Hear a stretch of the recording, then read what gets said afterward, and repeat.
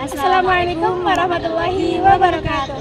Halo guys, perkenalkan kami dari kelompok 10. Saya Rika Herbalis dan saya Arofah. Kami akan membahas materi tentang metode ceramah, metode proyek, dan metode eksperimen. Semoga materi yang akan kami sampaikan bisa bermanfaat bagi kalian semua.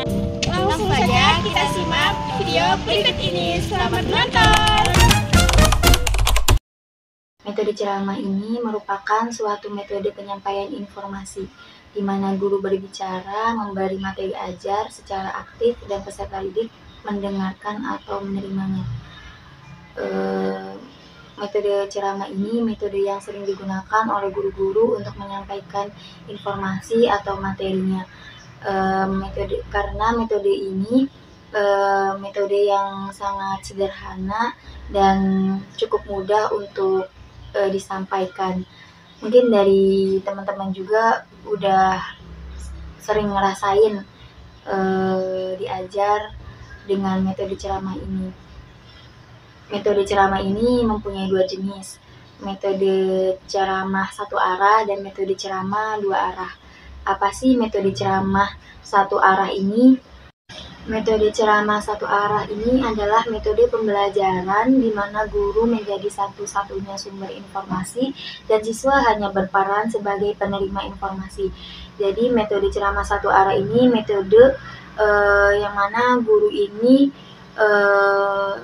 menyampaikan informasi atau menjelaskan materi kepada siswanya tanpa adanya keterkaitan dengan muridnya, seperti aktif bertanya atau berdiskusi di dalam kelas tersebut. Jadi siswa itu hanya mendengarkan informasi atau materi yang disampaikan gurunya dan mencatat bila ada yang perlu dicatat. Selanjutnya, metode ceramah dua arah adalah metode pembelajaran di mana guru dan siswa terlibat dalam interaksi aktif selama proses penyampaian materi. Jadi, metode ceramah dua arah ini bukan hanya guru yang berperan aktif untuk menyampaikan materi atau menerangkan materinya saja, namun siswa juga berperan aktif dalam kelas tersebut untuk berdiskusi atau bertanya. Selanjutnya ada kelebihan dan kekurangan dari metode ceramah sendiri. Kelebihan dari metode ceramah yang pertama ada efisien dalam menyampaikan informasi kepada banyaknya siswa sekaligus. Jadi metode ceramah ini tidak memakan waktu banyak untuk menjelaskan beberapa materi kepada siswa-siswanya, dikarenakan menjelaskannya ini bukan per individu, akan tetapi kepada beberapa mahasiswa dalam satu waktu. Adapun kekurangan dari metode ceramah ini yaitu kurang interaktif dan cenderung membuat siswa pasif. Kekurangan metode ceramah ini lebih ke arah metode ceramah satu arah, yang mana siswa hanya mendengar dan mencatat informasi atau materi yang disampaikan oleh gurunya tanpa aktif terlibat dalam proses pembelajaran.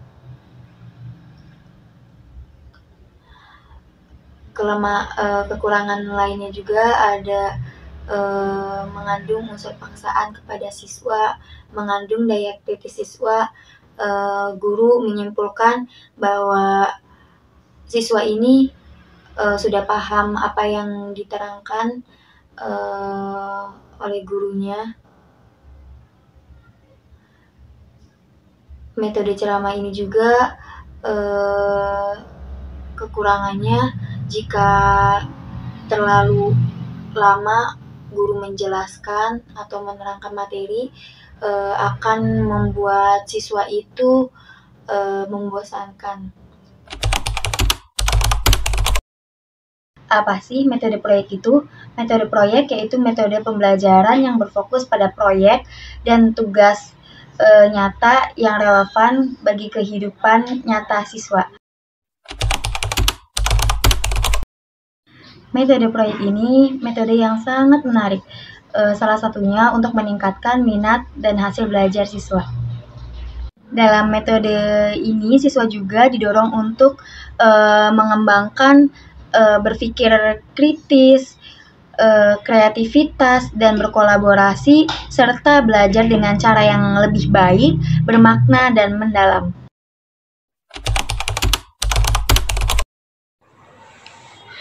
Kekurangan metode proyek adalah sebagai berikut.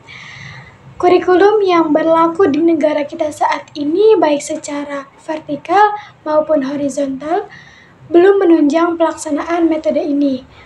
Lalu organisasi bahan pelajaran, perencanaan, dan pelaksanaan metode ini sukar dan memerlukan keahlian khusus dari guru, sedangkan para guru belum disiapkan untuk itu. Lalu harus dapat memilih topik unit yang tepat sesuai dengan kebutuhan anak didik, cukup fasilitas, dan memiliki sumber-sumber belajar yang diperlukan. Dan bahan pelajaran sering menjadi luas sehingga dapat mengaburkan pokok unit yang dibahas. Contoh aplikasi metode proyek. Yang pertama, tugas guru.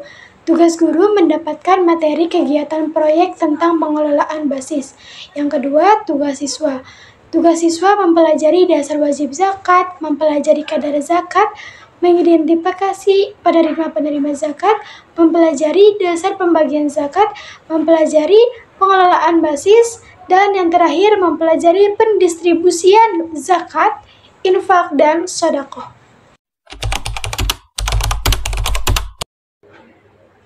Metode eksperimen adalah suatu metode penyajian pembelajaran yang dimana peserta didik melakukan eksperimen dengan mengalami dan membuktikannya sendiri sesuatu yang dipelajarinya. Dalam proses pembelajaran, peserta didik diberi kesempatan untuk mengalami atau melakukan sendiri, mengikuti suatu proses, mengamati suatu objek, keadaan, atau proses tersebut. Peserta didik dapat mendapat pengalaman belajar dalam mengatasi masalahnya sendiri dengan pendekatan problem solving melalui eksperimen. Tujuan metode pembelajaran eksperimen adalah meningkatkan kemampuan peserta didik untuk bisa belajar mandiri dan juga memecahkan masalahnya sendiri. Langkah-langkah metode eksperimen. Yang pertama yaitu persiapan.